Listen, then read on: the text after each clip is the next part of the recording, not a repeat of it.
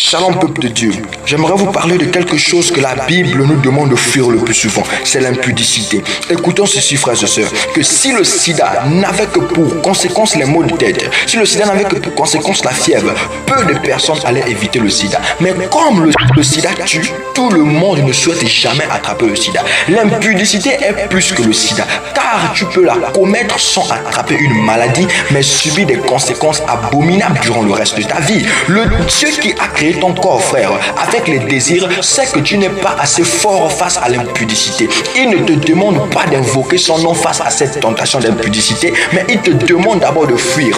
Pourquoi te vanter dans un combat que tu ne pourras pas remporter par ton expérience? Tomber dans l'impudicité, frère, n'est pas qu'une affaire des amateurs en matière d'amour. Tout le monde peut tomber n'importe quand et n'importe où dans l'impudicité. Raison pour laquelle la solution, c'est de fuir selon que la parole de Dieu nous le dit. Retiens que même si tu pries beaucoup, même si tu jeûnes beaucoup, même si ton ministère est brillant, le diable n'aura jamais peur de te tenter à cause de toutes ces choses. S'il a osé tenter Jésus-Christ le plus puissant, à combien plus forte raison toi et moi qui ne sommes que des simples créatures? Frère, la guerre qui oppose notre chair à l'esprit est une guerre réelle qui date de très longtemps, avec même les anciens. D'où Dieu te recommande de fuir cette pratique. N'espère jamais remporter la victoire dans cette bataille d'impudicité. C'est comme jouer un match difficile contre l'adversaire dans son propre terrain sans que tu n'aies un coéquipier, sans que tu n'aies un supporter et sans que tu n'aies un coach. Christ nous a donné la victoire sur le diable à la croix, mais il nous a également ordonné la prudence et la vigilance selon Matthieu 10 le verset 16 et Matthieu 26 le verset 24. Attention frères et sœurs, notre adversaire est un grand stratège depuis que Dieu l'a créé, depuis son existence. Frère, c'est pourquoi parfois fuir l'impudicité implique des simples actes volontaires. Si nous arrive parfois de tomber dans l'impudicité, c'est parce que nous fuyons l'impudicité en regrettant la décision que nous avons prise de la fuir. Voilà pourquoi plusieurs réussissent à s'échapper de l'impudicité, mais puisqu'ils sont gouvernés par la chair, ils finissent quand même par retomber plus tard, parce que leur décision n'était pas accompagnée d'une bonne volonté de refuser.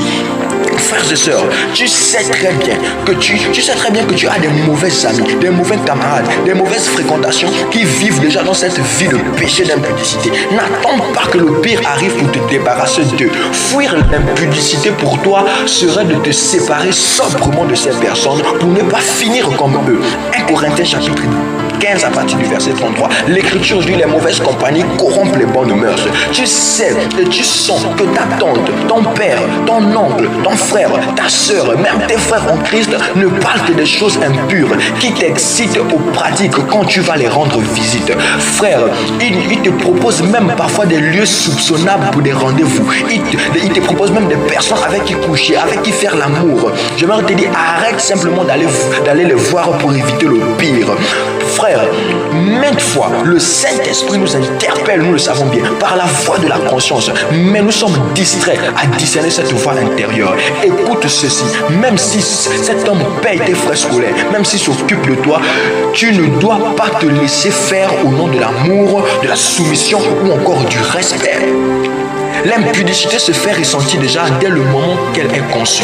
En tant qu'humain, tu es capable de détecter celui ou celle qui veut t'approcher, qui veut s'approcher de toi par ruse pour te conduire et te séduire au péché. Ton patron qui te propose que les hôtels comme lieu de rendez-vous, crois-tu qu'il veut t'épouser? Un copain ou une copine ou un frère en Christ qui te demande de venir chez lui quand il est seul, quand elle est seule. Veut-il ouvrir-t-elle vraiment de ton bonheur? Ton professeur, ton pasteur, ton tuteur qui te regarde avec beaucoup de répugnance, qui te fait des clins d'œil, qui t'appelle toujours aux heures tardives, qui t'appelle bébé, chéri, amour, alors qu'il n'a même pas ton âge, il n'est même pas de la même génération que toi. Peut-être que même il est déjà même marié. Frères et sœurs, regarde une chose, la pureté est très chère. Imagine le sacrifice que tu as fourni pour atteindre le niveau de foi que tu as déjà. Mais pour une tentation que tu pouvais bien éviter, tu te retrouves par terre, dans la culpabilité, la peur et la honte. Si vraiment Dieu te parle par cet audio, n'attends pas demain pour laisser la place au changement dans ta vie. Si tu es tombé, relève-toi vite et avance mon frère, car ainsi parle la parole. Si tu confesses tes péchés, il est juste et fidèle pour te pardonner et pour te purifier de toute iniquité. Que le Seigneur Jésus-Christ te bénisse abondamment. Shalom à toi.